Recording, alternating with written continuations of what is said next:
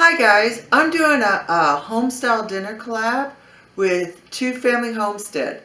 There are several channels that are also involved in this challenge, and go to their channel and check them out. It's a great channel, and they're also posting everybody that's doing this challenge, so you can get a lot of great recipes, but don't do it till after you watch mine.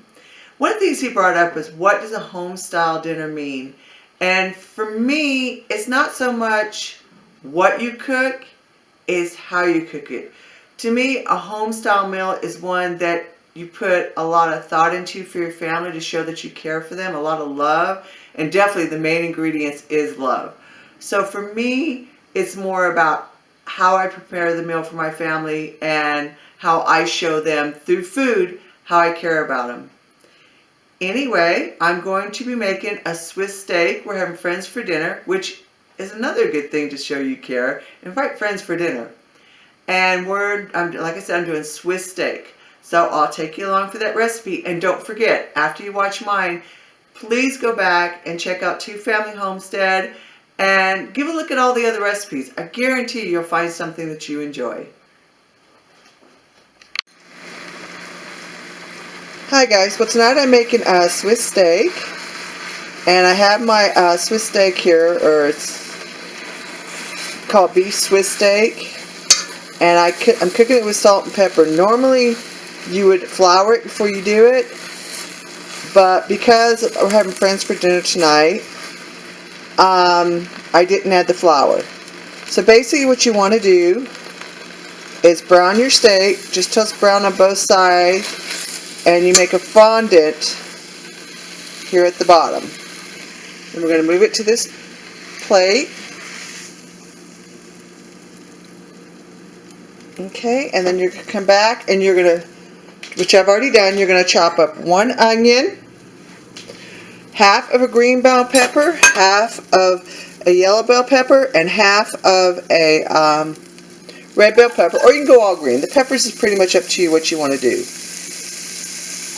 And then you're going to do 2 stalks of celery. So it's 1 onion, 2 big stalks or 3 small stalks of celery, half a green pepper, half a yellow pepper or half a red pepper. And you're going to put it in your pan to cook up just a little bit. And you're also going to add about half a pound of cut up mushrooms, which I'll be adding here in a second, and 2 cloves of garlic, and you're going to let that cook till it wilts just a little bit, and then we'll move on to the next step. Okay, while I was letting this cook down a little bit and getting the fondant off the bottom, I went ahead and cut up my mushrooms, because the mushrooms don't take as long as the celery and the bell peppers do. So now I'm going to add my mushrooms, and they're going to produce a liquid in this, so you can really do a good job of scraping up that fondant. So you cook these for a little bit till your mushrooms start getting soft, and then we'll go to the next step. Okay, now that my vegetables have cooked and my mushrooms are starting to give off their juices, as you can see that down here in the bottom where it was really dry, I don't know if you can see I'm getting some juice, which is what I want. You can see here in the corner, I hope. Okay, I'm going to add 2 tablespoons of, this is hard to do one-handed, tomato paste.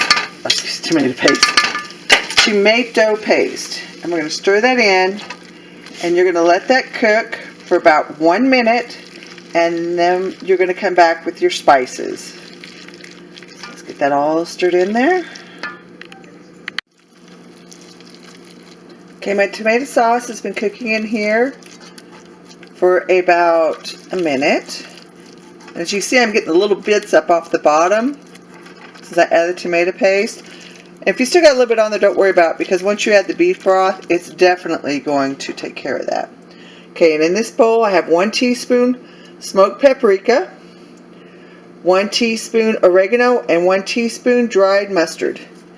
And we're going to add that to the mix.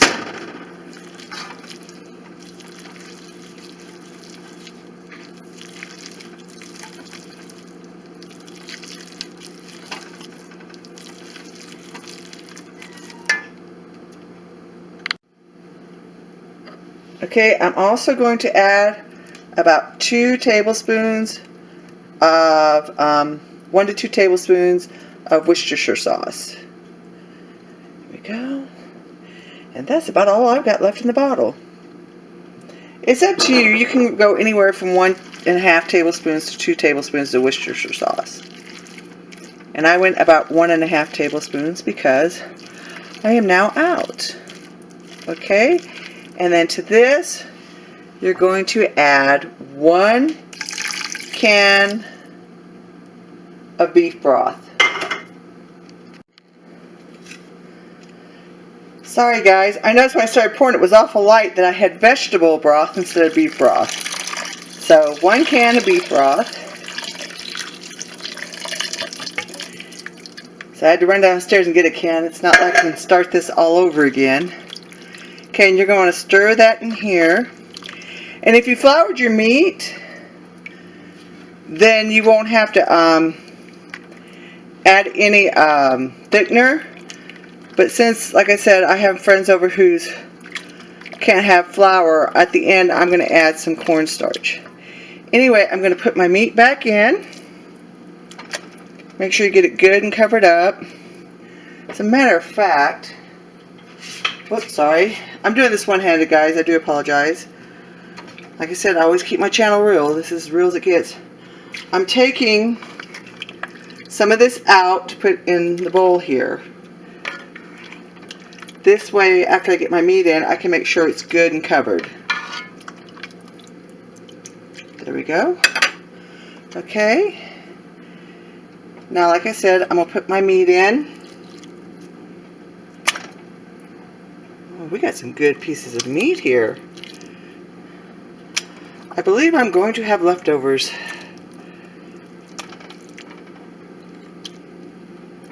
There we go. Also, see all this juice that's left on the plate from where I grilled up the meat?